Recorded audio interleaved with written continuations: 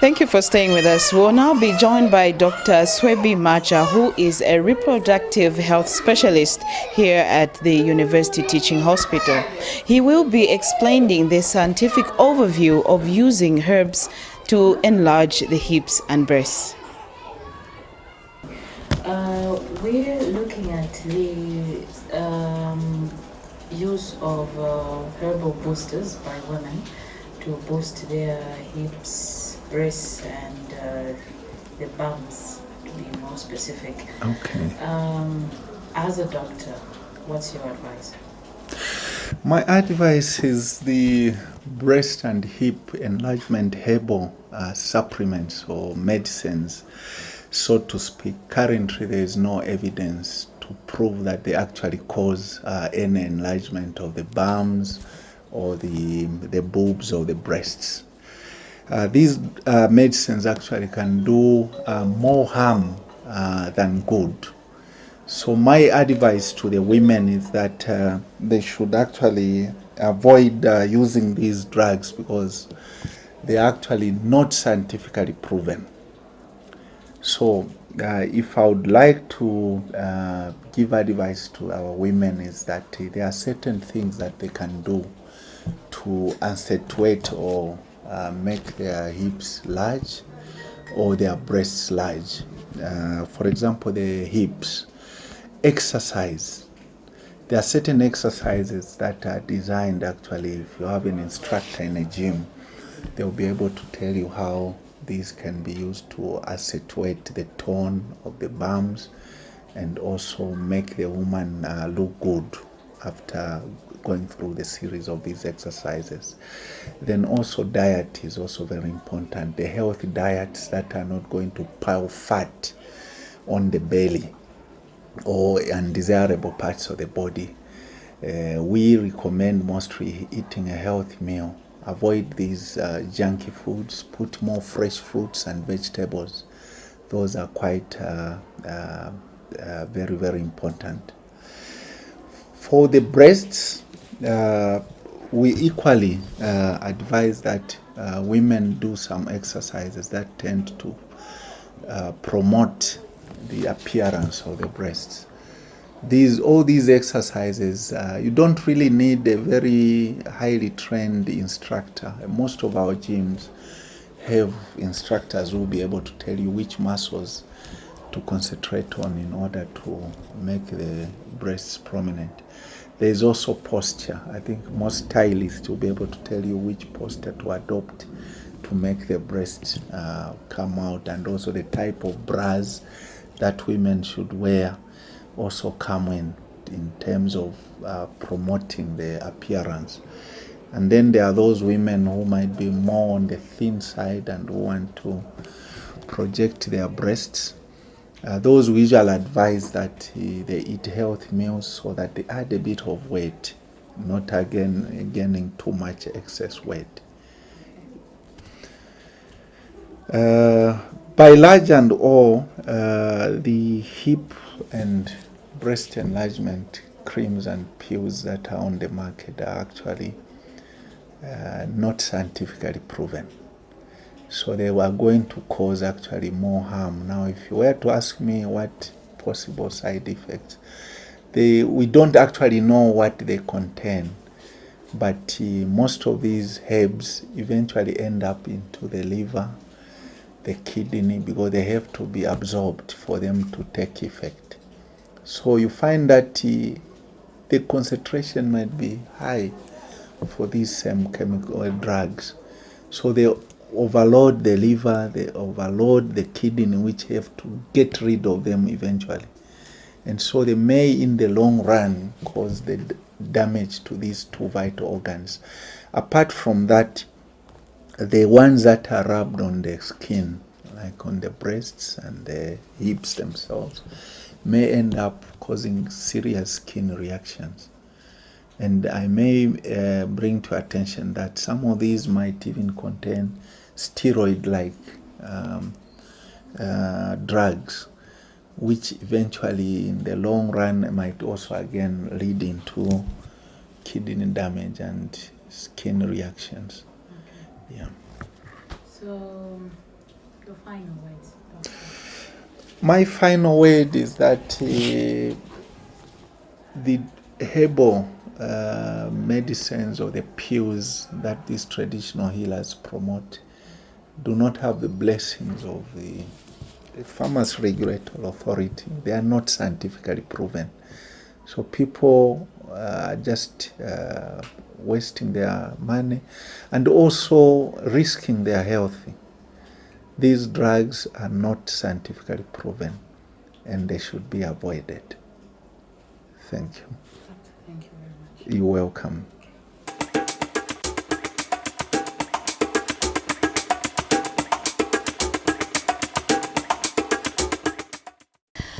Dr. Nyoni, there has been an increase of foreign herbalists coming into the country. And when they come into the country, do they register with TIPAS?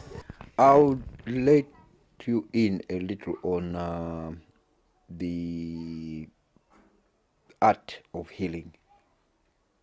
I won't say so much the science of healing, but it's an art. You see, this knowledge is derived from the Almighty, okay? Handed down generation to generation. You can't just go along the street and wake up the following day and say that I'm a healer. You have got to have a gift given, godly given to you to go out and heal. You either heal through prayer, you either heal through usage of medicines, or you either heal through medicines, but that knowledge is acquired from somebody that used to have that experience. This is now a herbalist, being a herbalism. Then there is diviners, which is also spiritual. It's derived from yesteryear, people that lived a long time ago. They come and now come, the spirits themselves, they come into you from time immemorial. My great-grandmother was a healer, right? Now, it is derived from that person into the next person, into the next person. So, the art of healing, it's something that you just don't go along and just buy from the streets. Now, when you look at the generation that is here today, they're not as experienced as healers of yesteryear. A lot of them today have got a lot of corruption in it, in that it's contaminated.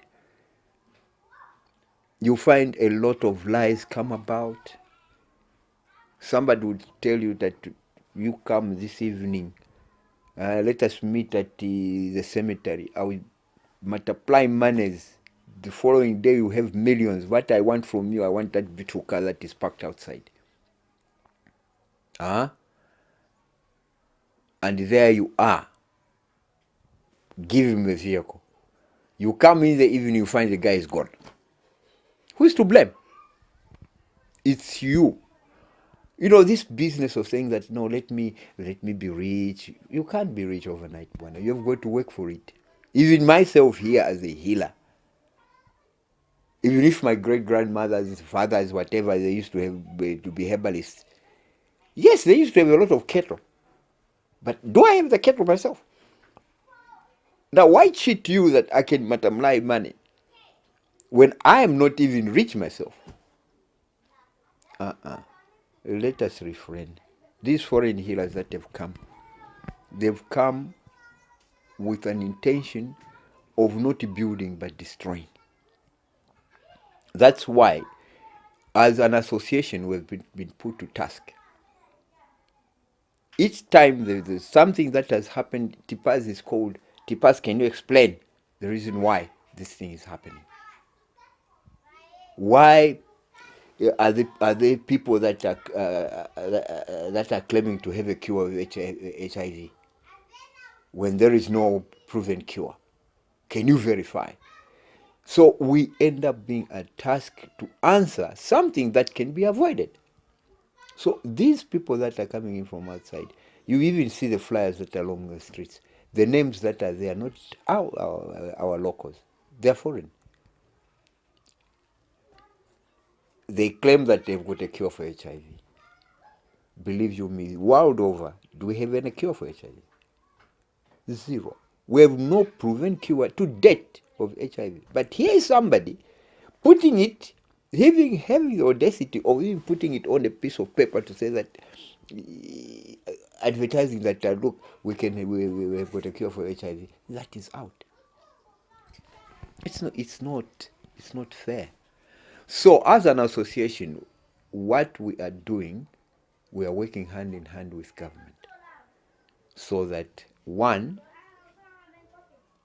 as traditional health practitioners in Zambia, including TIPAs, we are advocating for the enactment of the Traditional Health Practitioners Bill, right? Once the act is enacted, then will one government be able to monitor the welfare of traditional health practitioners.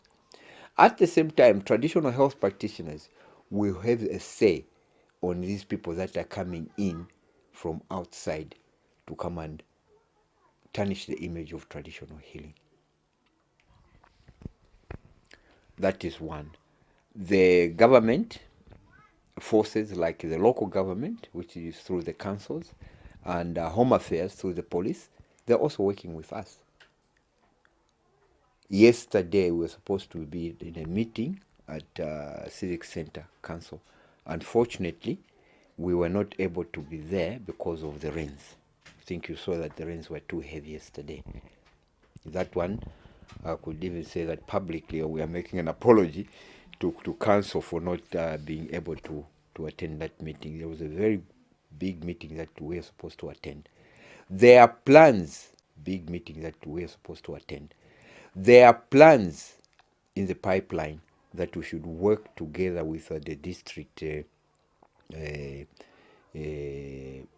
district coordinating team, that we should work together to see how we can remove these people from the streets. That is one. And also to remove these people that are throwing flyers all over the place, identifying Lusaka. It's bad enough as it is from the vendors, but now increase it with papers, flyers from traditional healers, and not Zambians but foreigners. That is unfortunate. So we want to remove, to work together with the government organs to remove those. So that's the way forward. But as an association, we condemn foreign healers. We have asked them to come forward. We are not refusing for them to operate in Zambia. We are not barring them. We are not advocating for them not to work in Zambia. But what we want is that we want them to own up, come forward and declare that we are healers from Malawi, Senegal, Tanzania, whatever, okay? That we have come to heal in Zambia.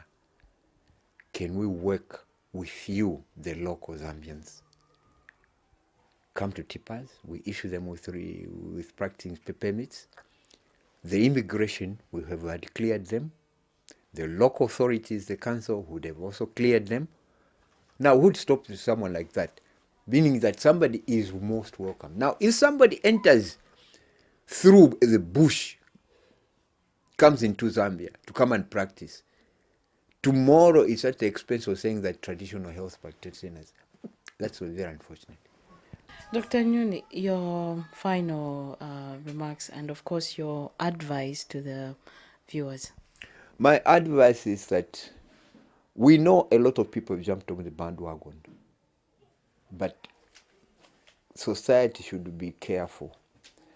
They should not to go unnecessarily to say that no, they've seen this name coming in from outside, from Malawi or maybe from Tanzania. Let me go and get medicines from there.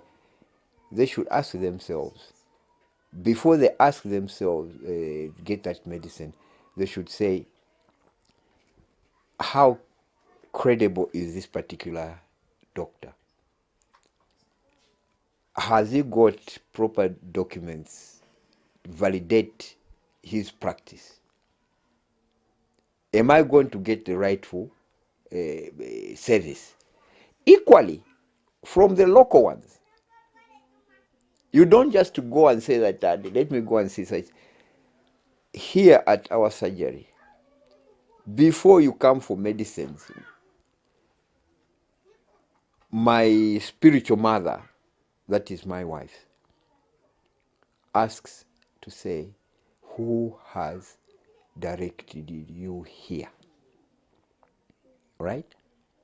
Even I myself, when I go out there, I will say that when you come to our surgery, you come, me just giving you directions, but when you get there, it will end at you giving direction. Don't tell me any disease. The spirit is the one that is going to give us the disease. It ends there. We don't want to start saying, no, keep it up offer. There is no healer that keep it up offer. Secondly, we follow the channel. Medicine is self-advertised. You don't go and start advertising on radio, me, I can treat this. That is out.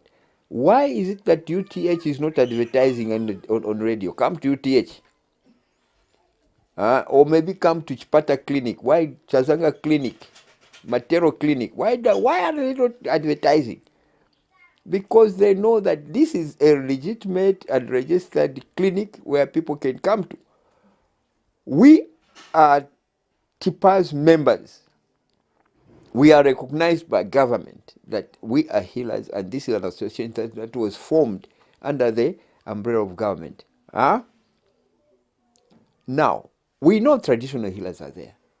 What's the point of going over the radio? You come to my surgery, you know we have got a cure for HIV. No, keep it up offer. There is no healer that can cure diseases 100%. That is out. One way or another, we go to the other. So society, be careful. You should be mindful of the healers that you approach. Be mindful of the foreign healers, because today they will be here, tomorrow they will go. Those people along the streets, be careful with them. You don't know what they will give you. So before we kill ourselves, please recognize the healer to go to. Dr. Nyoni, thank you very much. Thank you very much, Sarah. And I thank you, listeners. Like I've already said, my passionate appeal, refrain, go to right doctor. And I will ever sing that song. Thank you very much. Thank you. We were talking to the Director of Information and Publicity at Traditional Health Practitioners Association of Zambia. Please stay tuned.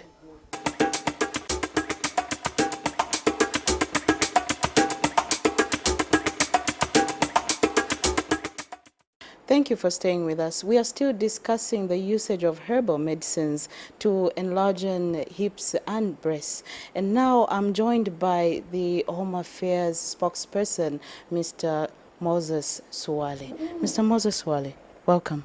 Thank you very much, Sarah. We'll start by asking, there has been an influx of foreign herbalists coming into the country. How is the Home Affairs referring to that? Usually, most of these people, when they are entering Zambia, whether using orthodox or unorthodox routes, they don't come in the name of herbalists or, traditional doctors, you see. they just come as just people, coming maybe to visit the country and doing other vices, maybe buying and so on and so forth, or trading in different forms. Yeah, but we do monitor the influx of people because we are mandated to do that through our immigration department. Those who use unorthodox methods to enter the country, we deal with them from time to time.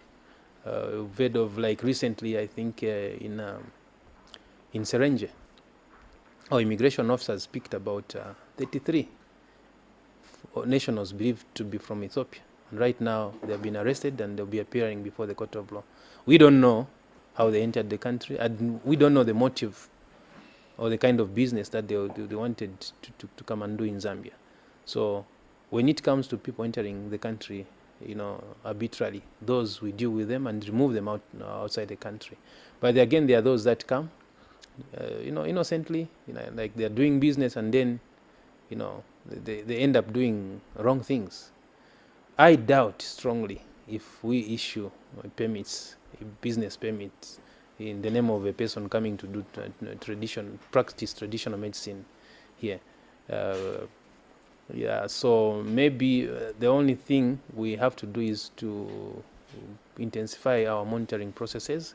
Of course, we can, if it comes to issues to do with medical things, herbalists, these traditional doctors, we can only work in collaboration with maybe Traditional Association of Zambia, for instance, and also the CHIPAs, and also local government, because they are experts in regulating those aspects. And we don't allow, suffice to mention, that we don't allow, any person to trade without a permit. We have business permits issued under immigration. So if you go through town, for instance, even today, even the setup, the way they sell those medicine, I've never seen any of those displaying a permit or a document to say, no, I'm authorized to sell this and that. So that in itself shows that they are doing that illegally. And very soon, I think we will step up our efforts, come up with an operation in collaboration with our other stakeholders like CHIPAs, local government, and the traditional healers themselves, because they're the ones who regulate those people. They'll be able to tell us to say, no, this one is operating within our legal framework, or this one and this one is operating illegally. So we'll come up with an operation very soon. I think after this interview, after this program, we'll consult our colleagues and find the way forward so that we rid our country of such vices. I watched your program where, I saw quite a number of people, complaining about the side effects. So when you have some medical arrangements bringing side effects to people, then there is something wrong with that. So we need to ensure that we maximize the regulation aspect of such kind of vices. As the Home Affairs spokesperson, your last words, sir. I want to start, first of all, begin by cautioning people, because it's a demand that causes, those buyers to bring as much products as they want. So people should be cautious. They shouldn't run to whatever thing they see, because it's maybe coming from a foreign country. I have seen most Zambians, especially women. That time, there was an influx of Kenyans and Tanzanians, bringing herbs, So they got attracted.